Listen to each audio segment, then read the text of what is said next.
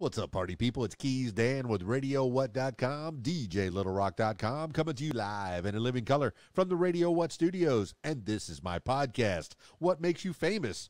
It's an extension of the RadioWhat.com internet radio station that I've been running for quite some time. And if you need DJ services, where do I always send you?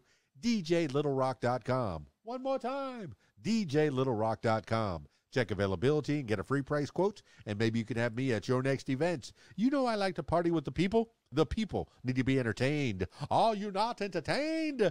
Let me entertain you. Today on the program, I got Shad Storey. He is a country music singer out of Texas. And that's about all I'm going to tell you right now. You're going to get to hear more in the next few minutes. Shad Storey. I'm excited. I'm excited to talk to him. This week's shows, I have my one public show, my faithful Friday night at the Rab in Conway, Arkansas. The Video Dance Party Karaoke Jam. Yes, I said karaoke. It's a little concert starring each and every one of you. You get to be the star of the show for at least a few minutes. If you sing in the shower, if you sing in the car, you could sing on stage at the Rab in Conway, Arkansas.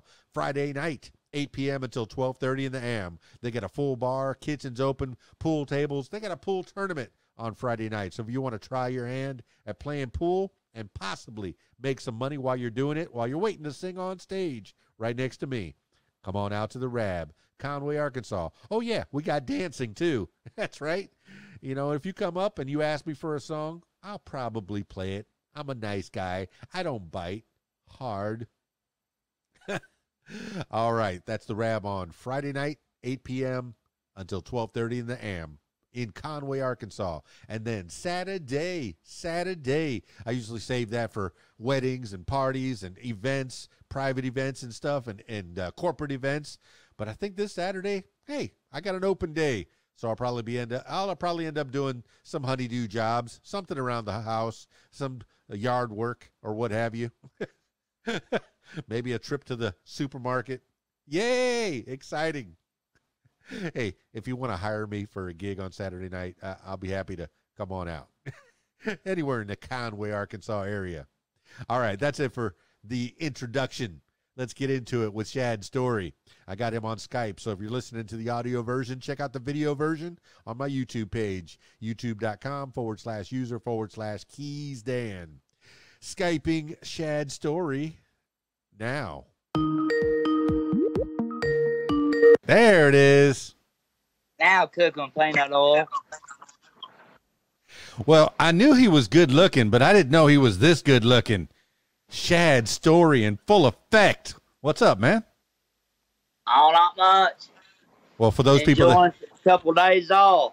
Oh, I like a couple days off, man. Not too many days off though. I mean, we got creators gotta create. People that love being on stage just want to be on stage all the time. Yeah, I just gotta watch it. You know, there's only so many notes you can hit in a week before that old voice goes out. At least mine does. And just got back from doing some shows in Missouri and Fort Worth. I'm going next week to Florida. Well, I running like a chicken in my head call. Here, let me get lower. I'd see it. Well, for those people that are listening to the audio version, I encourage you to check out the video version because we caught the belly of the man that I'm speaking to, and yeah, it's got a lot bigger since I got sober. Well, what's the T-shirt say? It's celebrate diversity. Bunch of guitars on it. Different guitars. All right, my man Shad Storey, Mr. Musician, guitar man. Do you find yourself buying lots of guitars, whether you need them or not? Not really. I got my one Martin that I play at all my shows, and I keep a backup Takamine. When I got a guitar I like, I just stick to it. You know, I'm balling on budget, so I can't really just be going out spending money on guitars. But my thing about it is you can only play one. Well, I've been told that Martin and Taylor are the two great acoustic guitars. If you're either going to have one or the other. People, you know, if you're in the Martin camp, usually don't like the Taylor so much. Some people like both. What kind of guitars have you played in the past that that really tickled your fancy? I've owned both the Taylor and the Martin, and I love both of them. The only issue I got with Taylor is their electronics are subpar, I think. But if you get an acoustic Taylor and put like a LR bags or a Fishman pickup in it, they sound incredible. That's fantastic. But I converted to Martin once I got my Martin. It's not. I love it. Well, I want to give a shout out to your girl, Taylor Blanco. She set up your Skype for you, and that's working out really nice. The sound quality, it's better than I expected it would be. You're hanging out in your backyard. I hear a little bit of, maybe traffic noise or birds flying by or what have you. But it's my AC vent.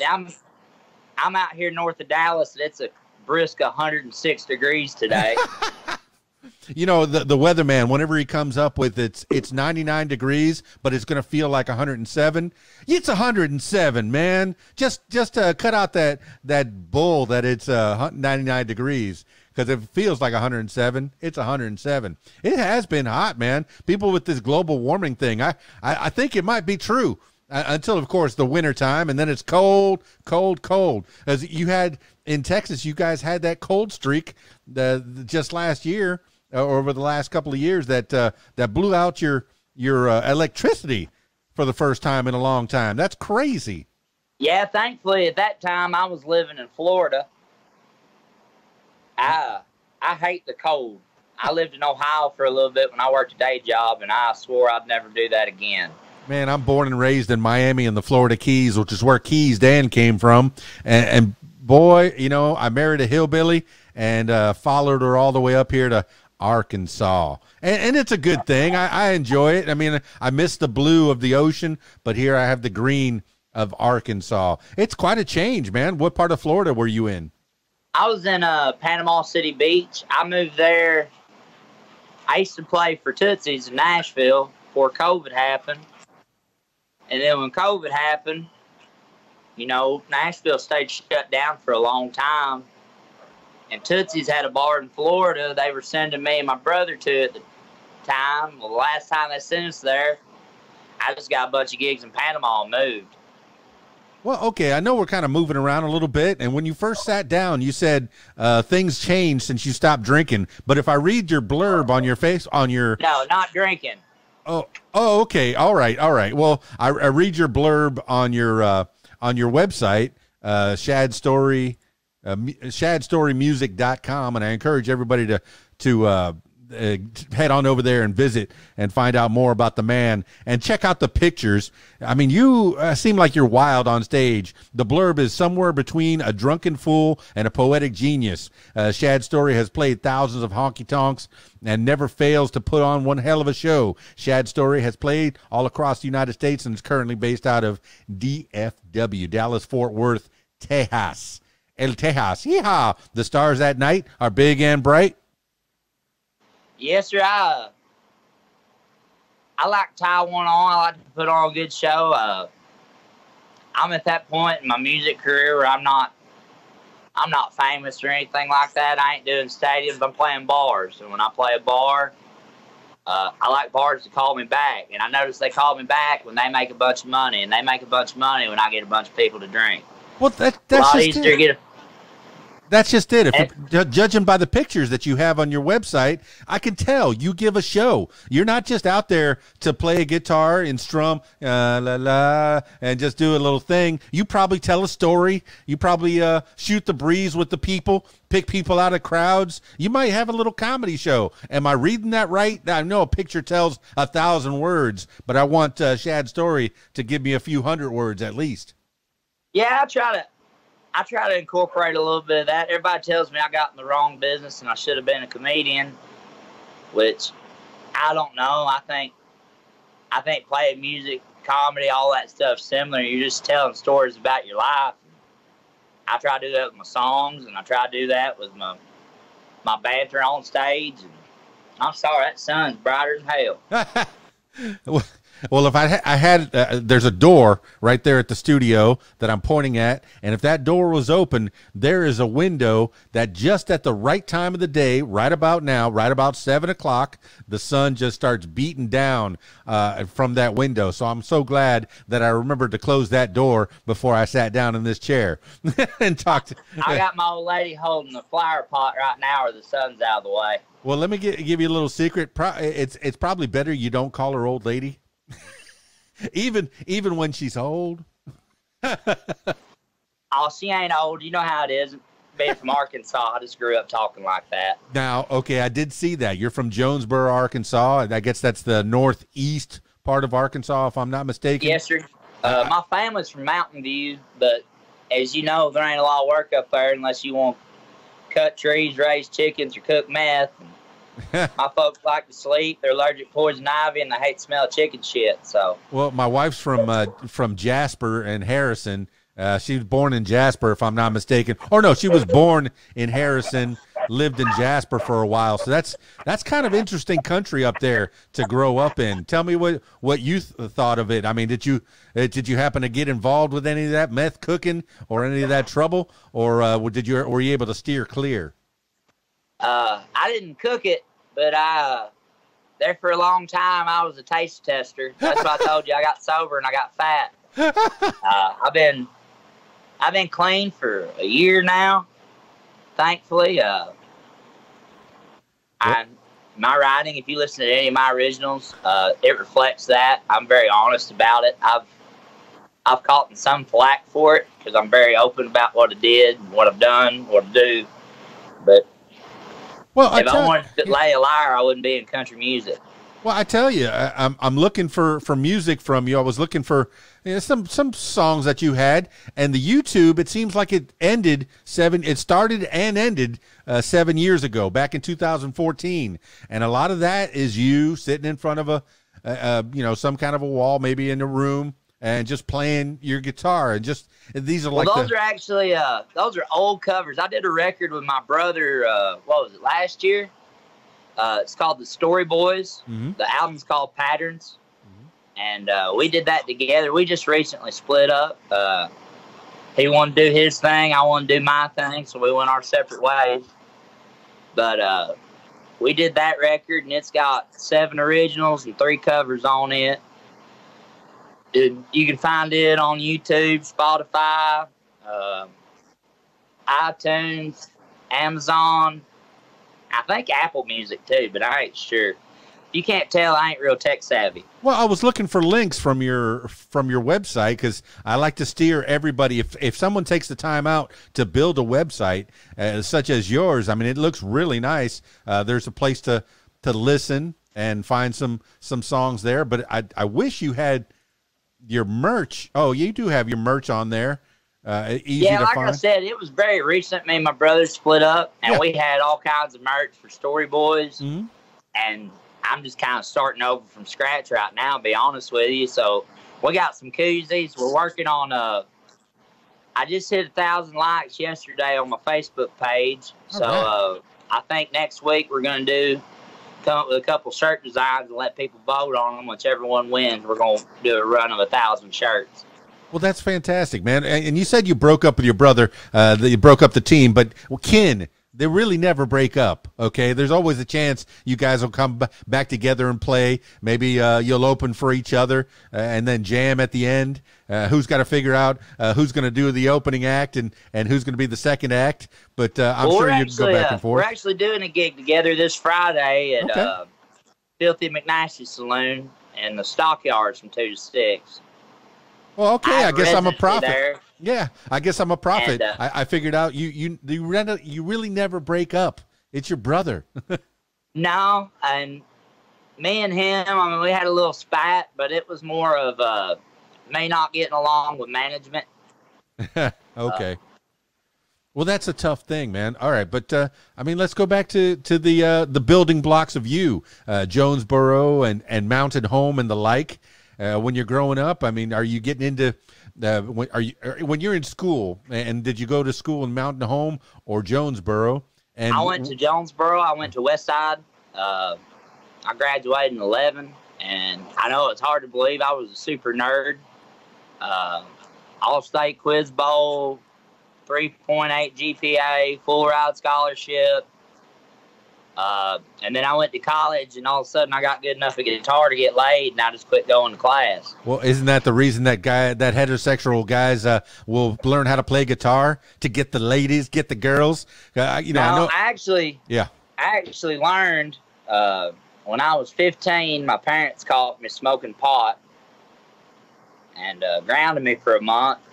And my dad played. My dad got offered a record deal when he was 22, I think. Turned it down.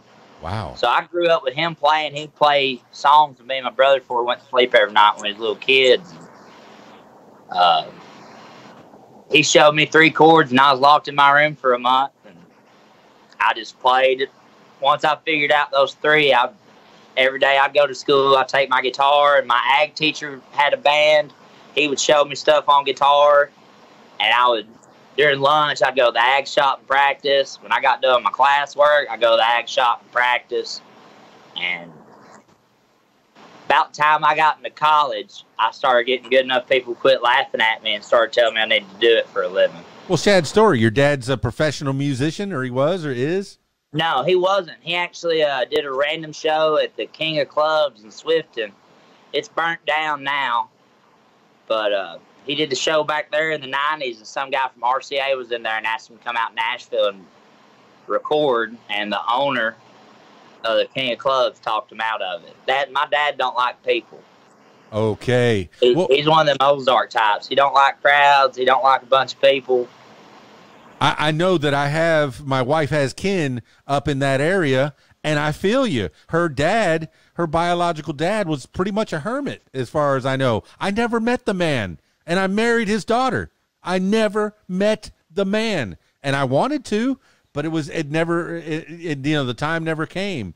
And it's an interesting type of people up there. And I hey, like it or hate it, but there's people all over this world, and they all have their own ideas, but we're all pretty much the same. We all want, food on the plate and money in the pocket and roof over our heads. And sometimes you just want to be left alone. Yeah, and I get that. It's weird. I love playing music. I love my fans. I love people come out shows. But if I ain't on stage with a guitar, I'm the same way. I don't leave the house unless I'm going fishing. Yeah. If I ain't going to work, I'm either in the house, getting my Willie Nelson on, or fishing. That's all I do. I fish and play music.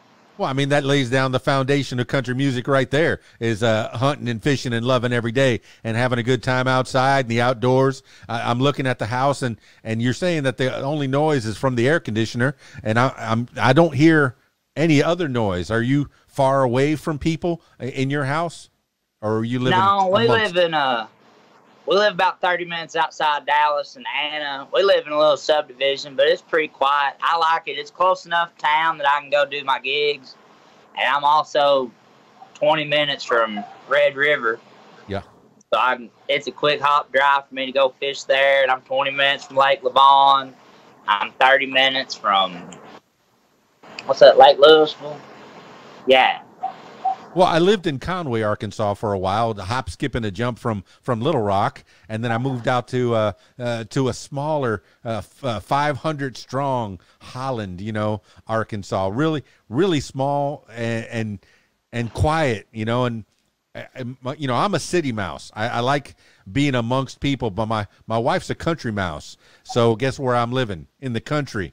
But I like it. It's quiet. Happy wife, happy life. Yeah, man. but we got plenty of, we got this little piece of land that her dad gave us, and I'm enjoying the home that we're making. And I see that you have a nice lady there that's been helping you along. She's not only your girl, but she's also your manager, and she's looking out after you. She sent me a message this morning, making sure that everything was in line for this podcast. So it's nice to have that in your corner. You said that you and your brother had a problem with management. I'm guessing that's not the same manager? No, we had a guy managing us. I'm going to leave it at that. We didn't agree on a lot of things. And then she stepped up the plate and did it, because I'll be honest with you, if I don't have a guitar in my hands, I don't need to talk to people. I'm nervous as hell doing this interview. Well, my goodness, I just heard it on a podcast today. Malcolm Gladwell did this podcast with Paul McCartney, and Paul McCartney had a guitar in his hand for the most of the time, because that's the way you live. If you're most comfortable with a guitar in your hand, put a guitar in your hand. Where's your Martin at, man? Go get it. It's actually in the shop right now. Okay. I just got back from doing a run in Missouri, and then had to go back to Fort Worth. And I guess on the way back from Missouri, it got hot in my car, and the binding's coming undone. So I got a luthier gluing it back together for me before I go back on the road to Florida. Well, it's nice to have guitar techs out there. I had a Spanish guitar that my grandma gave me, and I took it to the local music store. Used to be Jack's, and then it turned into Palmer's Music. And Ryan back there, who's also a musician, he put that thing back together good as new. Very, very nice to have somebody who has those skills putting guitars together. Are you able to string your own guitars and tune them up yourself? I mean, I string them and tune them myself. I can do everything but like neck adjustments and then hardcore luthier work, but like stringing it up, and I can set my intonation. I get lazy about it, and I usually send somebody to do it just because I don't want to screw it up, If they screw it up, I get a new guitar. If I screw it up, I'm just out of guitar. Well, I mean, you've said several times that you're not tech savvy, that you're less than. Sometimes you kind of lead that you're less than smart. But my man, a lot of people make fun of the accent that we have here in Arkansas. Yeah, I've drilled it out of myself going to broadcast school, where I have kind of a middle American accent. But you, my man, you went all the way. You had a 3.8 GPA. You went to college. What did you go to college for? I was a ag business major. That is good to have business in your pocket, man. I've told people that when they're in the music business, think about that business. Your dad didn't want to sign with that record label. He got talked out of it pretty easily, it seems like. If you don't know business, you can get eaten alive in this thing we call show. Well, I'll tell you, I'll be honest with you. I didn't learn a damn thing in college.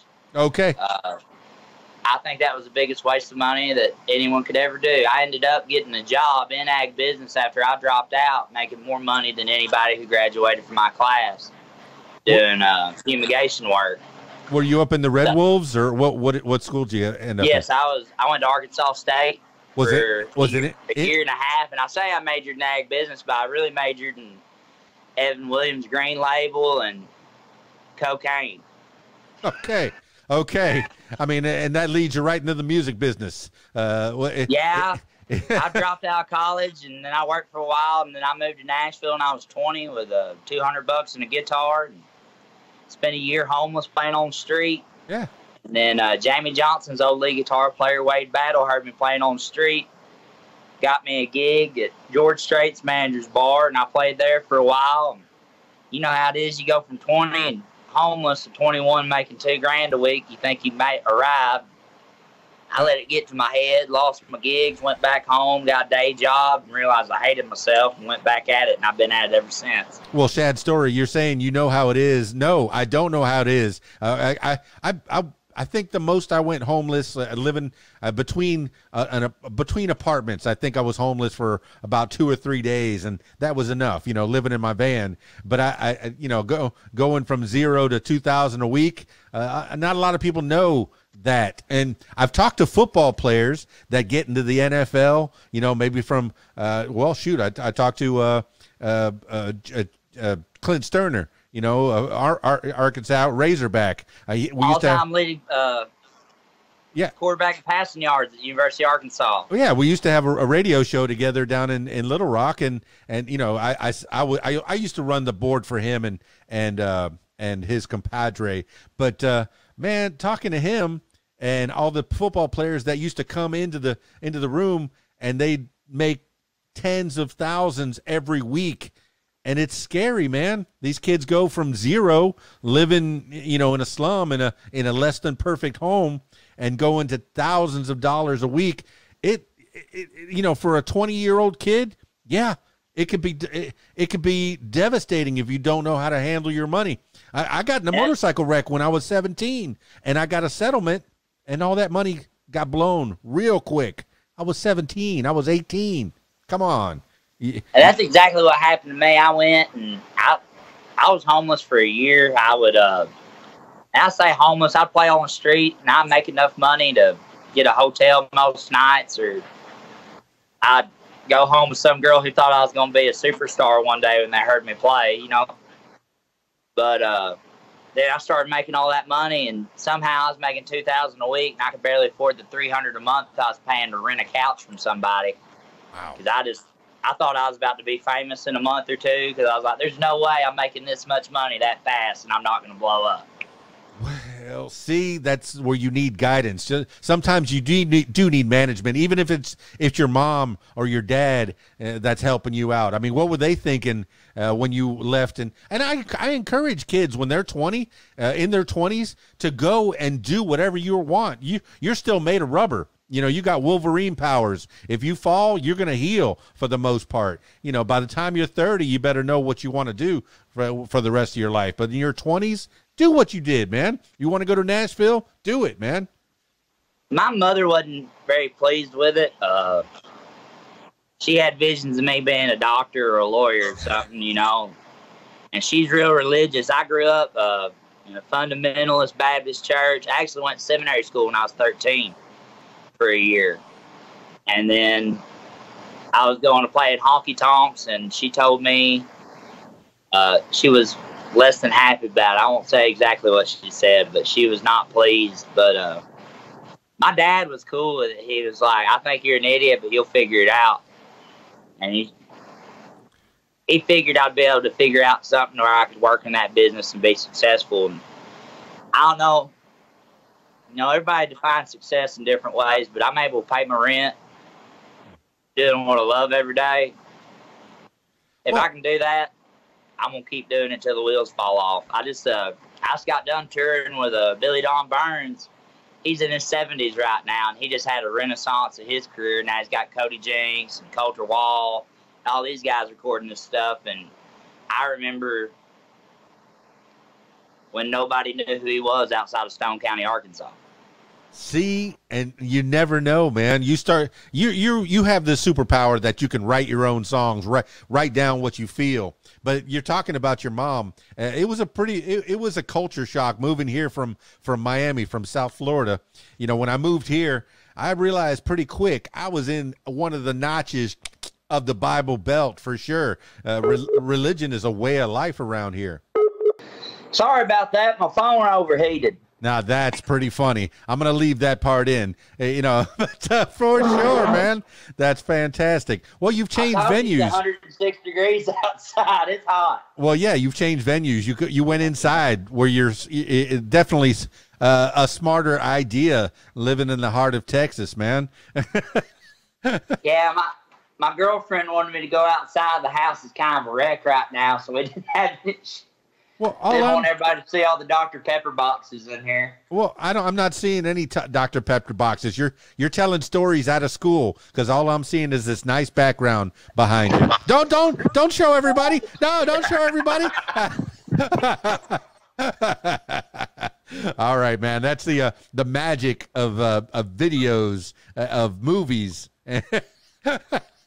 All right, my man. Well, when we got cut off, we were talking about, you know, your mom. When I first moved here from Miami, from South Florida, I realized that I have moved to a notch of the Bible Belt. Religion is a way of life here. There's churches on every corner in some towns. I mean, even the small towns. I'm here in Holland. There's at least 2 churches that I know of, probably 3. Yeah, it's weird. They always say in Jonesboro the only things that are being built is another church and bank. Yeah. And it's like where I grew up, where my family's from in Mountain View, there's only 2,000 people there, but there's like 20 banks and 30 churches. Now, why would you think that? Okay, all right, the banking industry. Tell me what your view is on how come a bank comes up, or is it the churches are making so much money they got to put them into the bank? I'm trying to make the correlation here.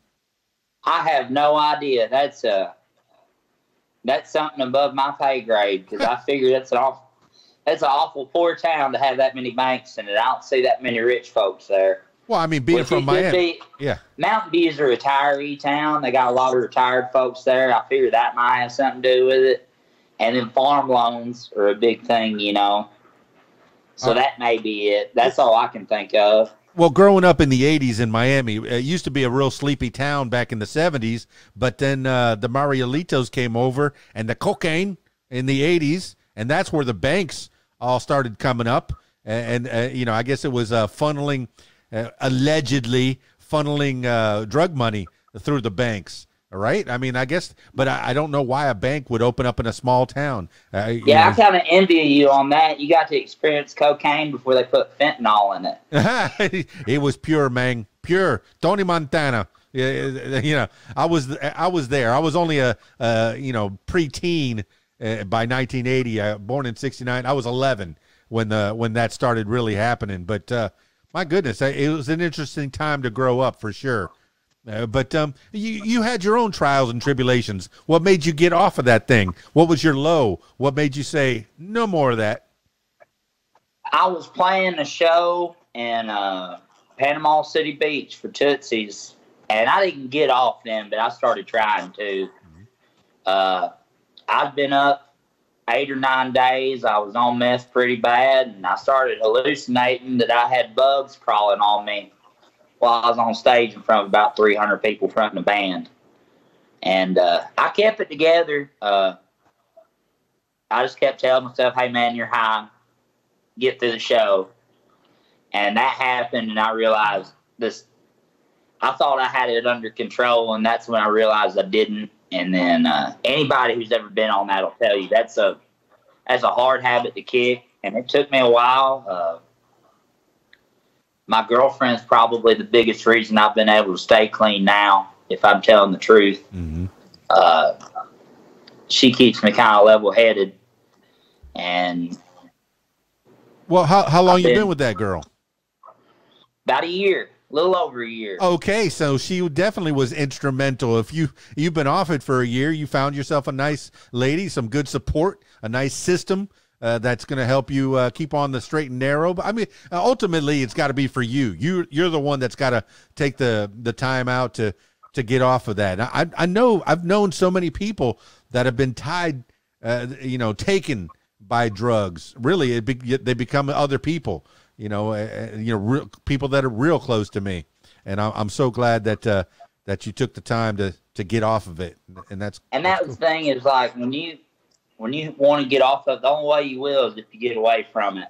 Yeah. I tried to just get off of it and stay in the same area around the same people where I could get it, and I had easy access to it, and I never could stay clean. Well, and then there's only so long you can stay a kid, and I know, rock and roll and music in general. You get the jazz, cigarettes, and that kind of thing. It's a part of it. Sex and drugs and rock and roll. That's been a story since the 50s, I guess. But even before that, there was always jazz, cigarettes, what they call marijuana. Well, I still smoke them jazz cigarettes. Okay. I noticed all my heroes are dead except for Willie Nelson. I figure there's something to that. Yeah, how is Keith Richards still alive, man? Better living through chemistry, right? I guess so. But no, I'm a firm advocate of marijuana use. Okay. I'm big on that. I'm actually, before me and my brother split up, we were talking to a dispensary about getting our own strain of weed in Oklahoma. Yeah, but, I can see it called the Stories. What would you call it?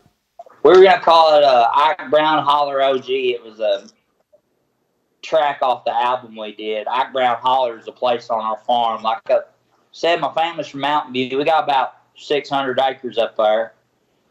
And that's what I grew up doing. We had a cattle farm. So I grew up, cutting calf balls and giving shots and dehorning and fixing fence.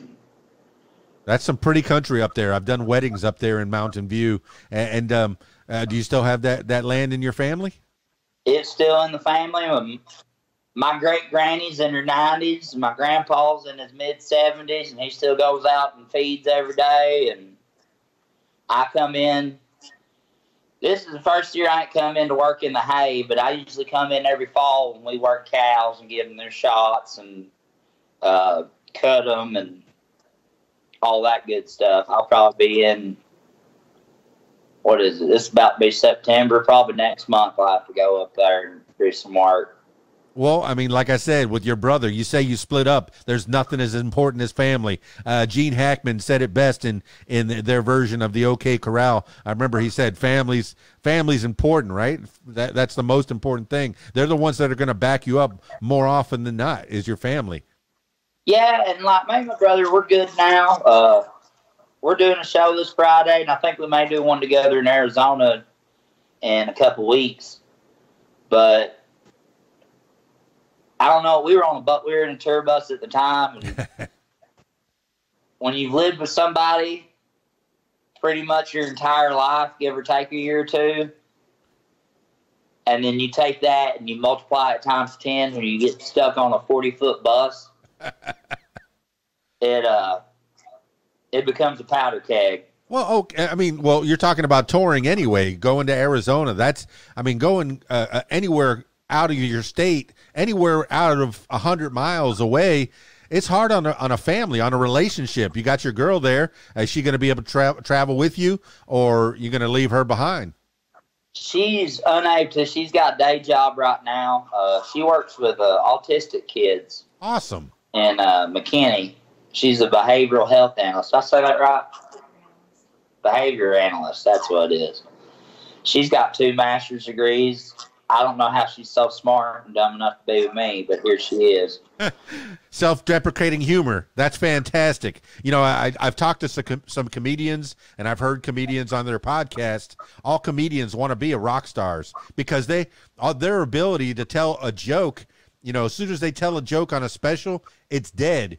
But you can sing that same song that you've been singing for 20 years. If people love it, they're going to love it now. They're going to love it 10 years from now. They're going to love it 20 years from now. Heck, we're still singing Beethoven songs and stuff from, 200 or 300 years ago. Wouldn't that be great to have the longevity that they have? Shad Storey, 200 years from now, they're still singing your songs.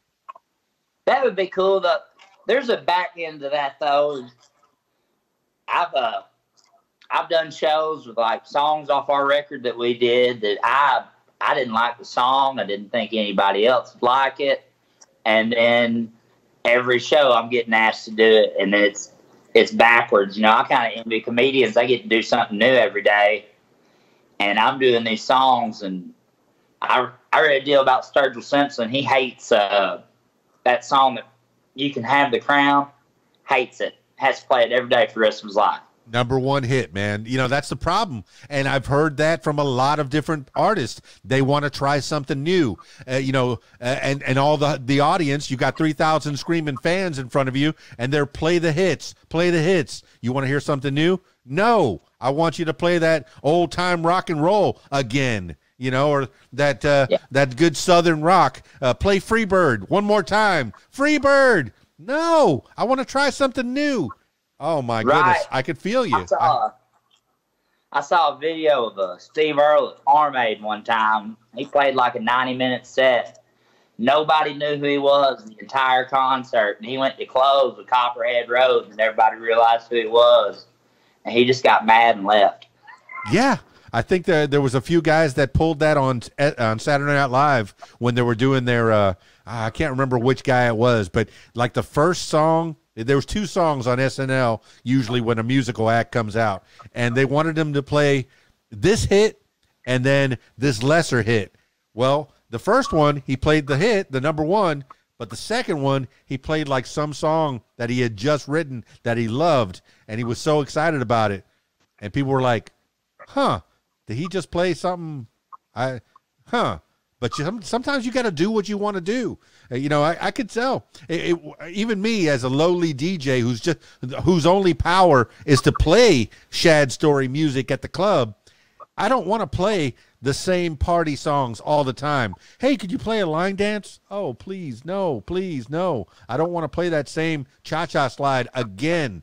I want to go 80s one time. I want to go 90s one time. I want to do country one time, R&B.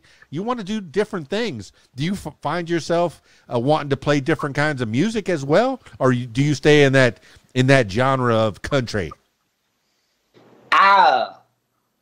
I like everything. I listen to everything from Kendrick Lamar to Bill Monroe. I don't want to do rap, but I love rock music. I love bluegrass. I love country music, obviously, but I'm actually looking at on my next record, which I'm a little ways away from. That stuff's expensive. I think the first one we did cost us $5,000, and we got a deal. Now, we had some heavy hitters on it. Like I had my producer produced records for Billy Don Burns. He played lead guitar on Waylon's last record, and he played lead on our record too. I had Cowboy Eddie Long, Hank Jr. still guitar player, and Jamie Johnson still a guitar player on it.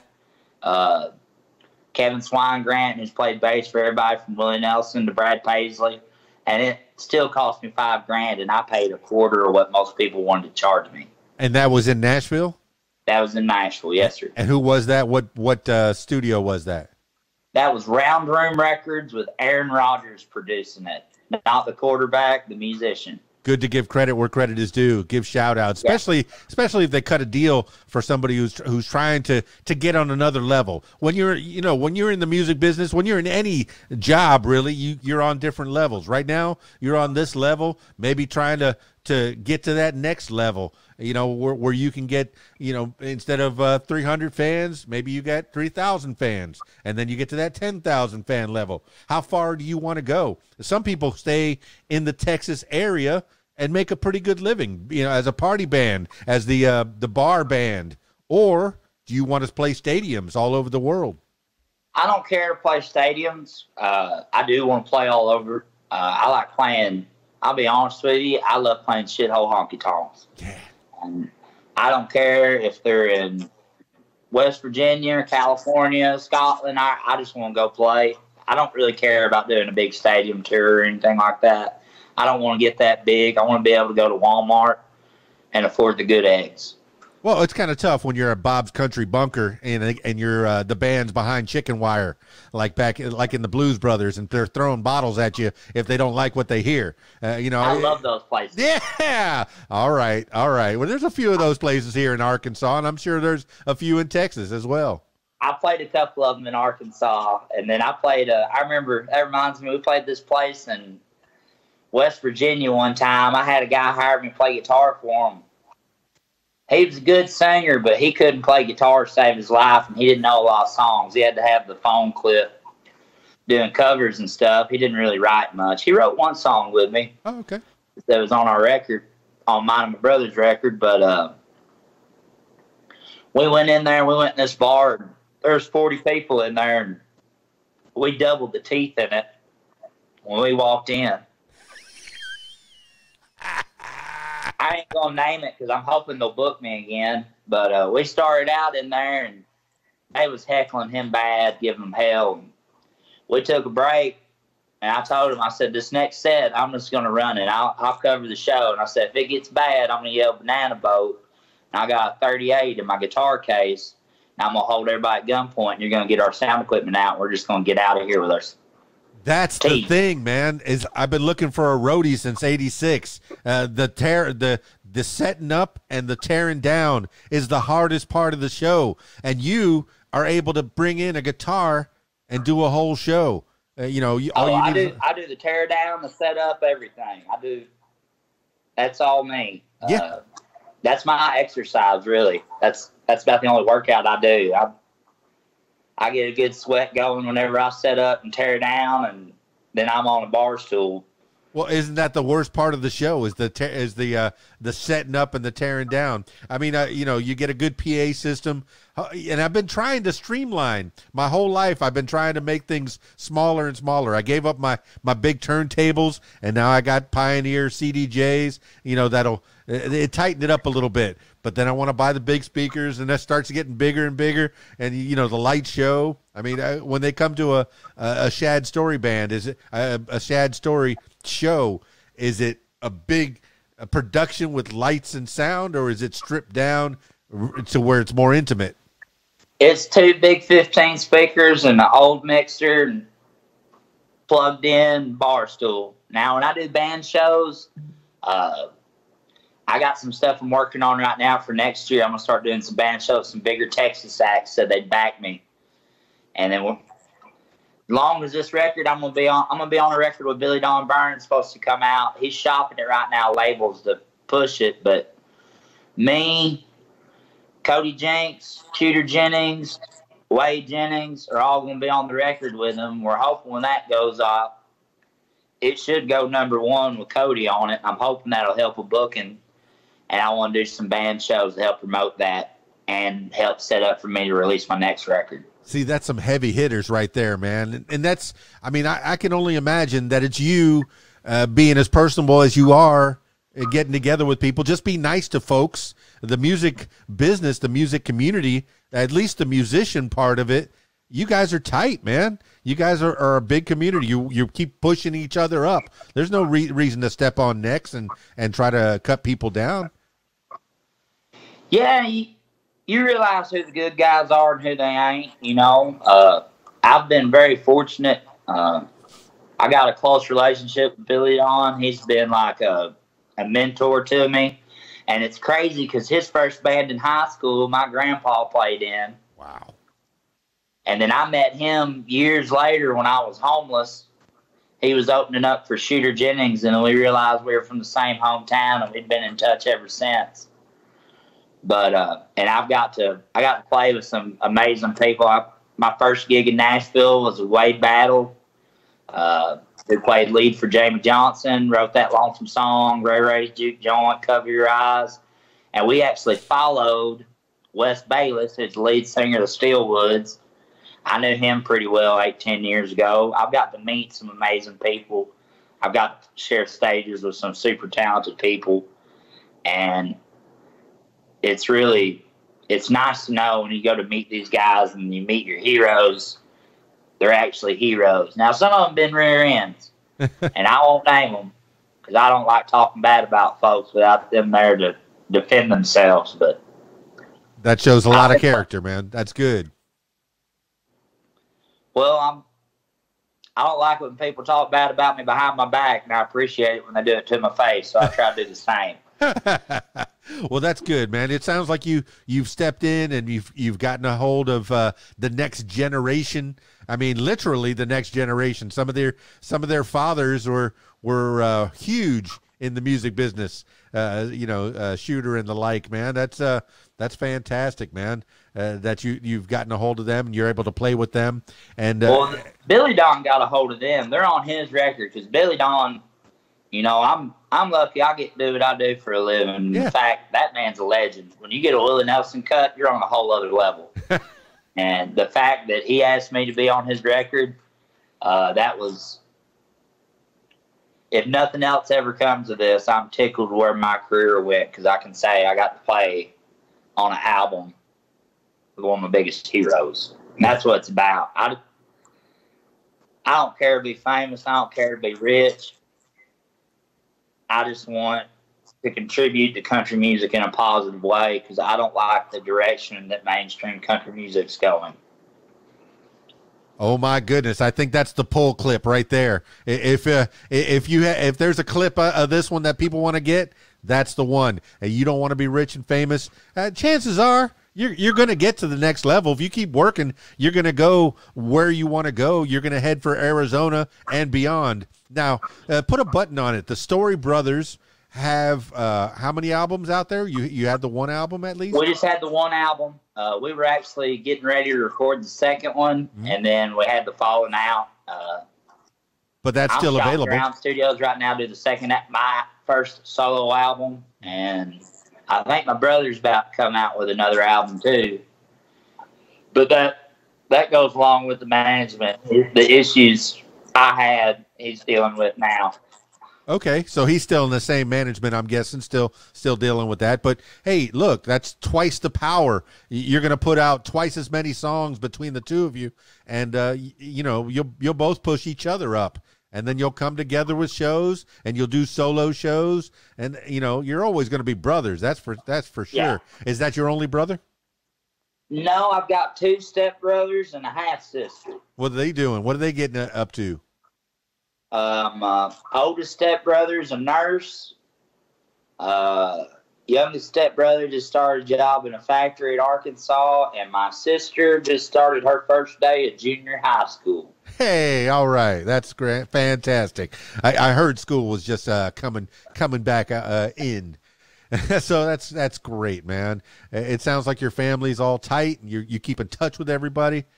And I try to call everybody every 2 or 3 days. You're in Dallas. That's a great place to be in the type of music that you want to do. Between Dallas and Nashville, you can do pretty much whatever you want. Yeah, it's cool. I have a residency at Filthy McNasty's at the Stockyards right now. And I got to meet the lead singer of the Lowdown Drifters a couple weeks ago. He's wanting to get together to do some writing. Or he said he wanted to then. I think he kind of liquored up. I don't know. Well, I'm sure that there's sobered up and listened to my record and changed his mind. Well, I'm sure there's places to record yourselves there in Dallas as well. I mean, yeah, I've actually I just did some scratch tracks the other day on some new songs I wrote. Okay, so Scratchy McNasty's, that's a residency. I'm at the Rab in Conway, Arkansas every Friday night. When are you at Scratchy McNasty's? Filthy McNasty's. Filthy. And I'm there this Friday, and then I'm there every Monday that I'm not on the road from 9 to 1 on Mondays. Now, that is a nice thing to have in your back pocket. That's as close to a steady job, a steady income that we can hope for in the music business. Because I tell people, when they say, oh, I want to get in the music business. Well, the money can be good, but the work's not steady. It's a hustle. Yeah, it's crazy. Some shows, we just got back from doing a show in Missouri, and I loved it. I had a ball. It was a great crowd. And it was a cool venue. I did a campground on a big river in Irondale, Missouri, but after expenses and everything, I think I made $150. I understand. I did a campground I played a show last month in the other side of Missouri and walked out with $2,000. So that's the gamble. That's the hustle that you're, and you could still make a living. But how do you budget that way? Hopefully some of that business degree, some of that business knowledge that you took for that year and a half, in school, stayed with you, and you're able to budget your money. But then you got the nice lady; she's got the steady gig too, and that's good to have as well.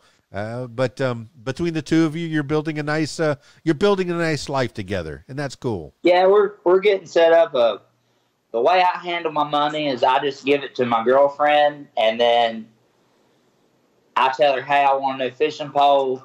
Hey, I need some pot." And she's like, yeah, we got money for it. No, we don't.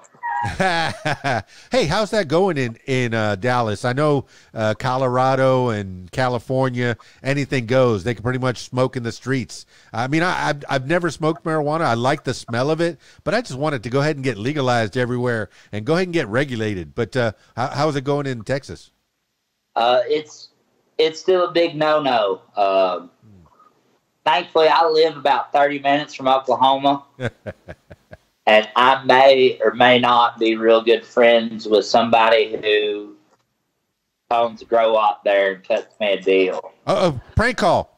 This is not prank call. He's wrong. I just watched Pulp Fiction again, and I remember when he's calling his dealer and he says, "Wait, are you on an open line?" Prank call. But no, yeah, I ain't naming no names, but I got a buddy who takes care of me up in Oklahoma and cuts me a pretty good deal. You got friends in low places, high places? You got friends in some places. I got friends in places. I don't let nobody know where they're at, though. I ain't got bail money for them, so. Well, I mean, I imagine eventually everything's going to go legal. It has to, man. It just has to. At least marijuana. I mean, if people are allowed to drink themselves to death, might as well be allowed to smoke as well. You know. Yeah, I've never got arrested after smoking too much pot, but I've gotten handcuffed many times after drinking too much. I suspect you're right. I suspect. All right, my man. Well, I think I've taken up a lot of your time. The Storey Brothers, you can still find that album out there, and you're about to cut another album then? Yes, sir. The album out now is called Patterns, and the next record, it's still a little ways away. We're going to be on a record with Billy Dawn Burns, though. It should come out in a month or two.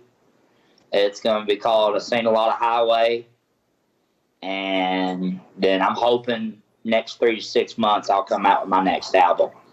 Fantastic, man. We're really on the ground floor of this solo project of Shad Storey. This is where it all begins, and I'm glad to be that I was able to hear at least a little part of your story.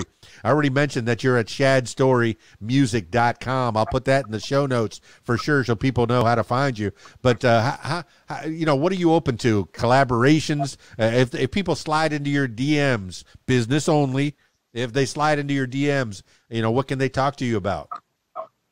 I'll play anywhere. If it's about a gig, I'm always open to write with other people.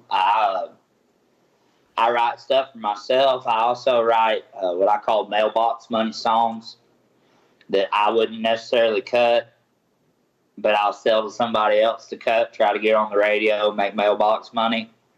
Yeah, tell people what mailbox money is. That's when you write a song and you get those songwriter royalties. You don't have to go out anywhere. They just send you a check in the mail. You're making money in your sleep, man. That's a superpower. That's the dream. You know what I heard? That's the goal. Right? That's the goal. If I could just write 1 or 2 hits. Here's a little hint. A new bass boat. No, here's a little hint, man. Write a Christmas album. If you can write a Christmas song, that's every year it's going to get on the charts. Write a Christmas song. Look at that Adam Sandler writing a Thanksgiving song, writing a turkey song, and that gets played every Thanksgiving. That's the goal, man. If you can write a Shad Storey Christmas song, I want to hear it. That's money in your sleep. Yeah, and then I got one I'm trying to pitch to Wheeler Walker right now. That's a little too risque for me to do. My mom's already upset. I don't want her to quit calling me. Well, that's the stuff that I'll play in the club, and I know I'm going to play a Shad Storey song or two.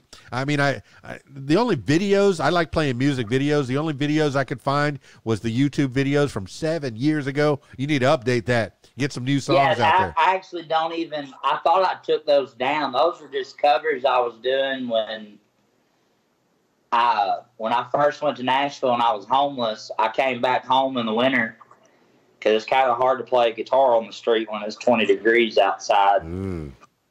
So I would come home and work on fence on the farm, and I did some recording stuff, just putting anything out there, trying to get somebody to notice it.